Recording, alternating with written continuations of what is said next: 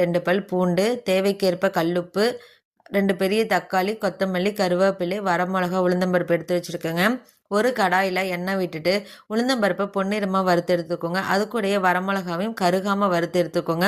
அந்த எண்ணெயிலேயே வந்துட்டு வெங்காயம் பூண்டை போட்டு நல்லா வணக்கிக்கலாம். அது வணங்குறதுக்காக கொஞ்சம் கல்லுப்பையும் ஆட் பண்ணி வணக்கிக்கலாங்க. வெங்காயம் நல்லா வணங்கட்டுங்க. இந்த சட்னியை பார்த்தீங்கன்னா நீங்கள் இட்லி தோசை ரவா தோசைன்னு செஞ்சு சாப்பிட்லாம். கோதுமை தோசைக்கு வந்து அல்டிமேட்டாக இருக்குங்க இந்த சட்னி.